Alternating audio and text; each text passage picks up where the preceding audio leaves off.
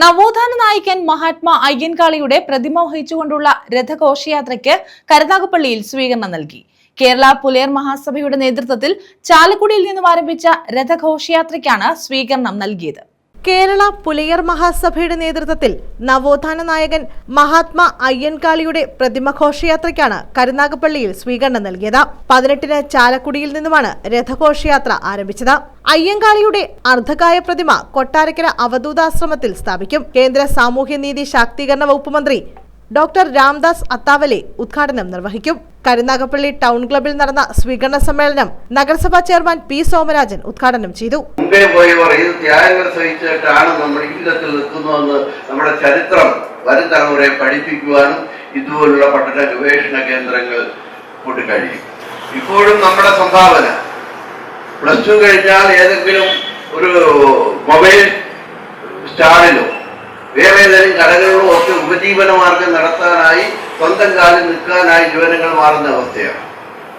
പഠിച്ചു മുന്നേറുവാനോ ശ്രീമാൻ അയ്യൻകാളി നമ്മുടെ മഹാചാര്യൻ അയ്യൻകാളി പറഞ്ഞതുപോലെ വിദ്യാഭ്യാസത്തിൽ ഉന്നതത്തിലെത്തുവാനോ ആ ഉന്നത ശ്രേണിയിലുള്ള വിദ്യാഭ്യാസം നേടിക്കൊണ്ട് ഉദ്യോഗത്തിലേക്ക് കടക്കുവാനോ നമ്മുടെ സമുദായത്തിൽ ഇപ്പോഴും വിരലിലെണ്ണാവുന്ന ആളുകൾ മാത്രമേ ഉള്ളൂ. ഈ ഗ്രാന്റിന് വേണ്ടി ഇപ്പോഴും സമരം ചെയ്യുന്ന സംസ്ഥാനമാണ് നമ്മുടെ. വിദ്യാർത്ഥികൾക്ക് കിട്ടാനുള്ള ആനുകൂല്യങ്ങൾ സമരം ചെയ്താൽ മാത്രമേ കിട്ടൂ എന്നൊരവസ്ഥ കേരളത്തിൽ മാത്രമല്ല ആകമാനം ഈ രാജ്യത്താകമാനം ഇപ്പോഴും അങ്ങനത്തെ ഒരു അവസ്ഥയാണ്.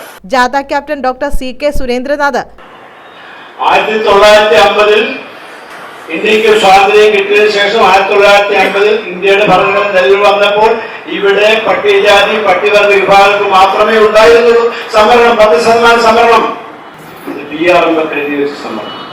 1990 ആയപ്പോൾ ഇവിടുത്തെ പിന്നോക്ക വിഭാഗത്തിന്റെ സംഘടന ശക്തിക്ക് മുന്നിൽ മുട്ടുമടക്കിക്കൊണ്ട് മണ്ഡൽ കമ്മീഷൻ റിപ്പോർട്ട് നടപ്പിലാക്കി 1990 27% പിന്നോക്കക്കാരന് സംവരണം നേടിക്കൊടുത്തു. ബാബു അമ്മവീട്, സിംലാൽ, രാധാകൃഷ്ണൻ, യശോധരൻ, വെള്ളയാണിപ്പാടം എന്നിവർ പങ്കെടുത്തു. News bureau, Karunagappally.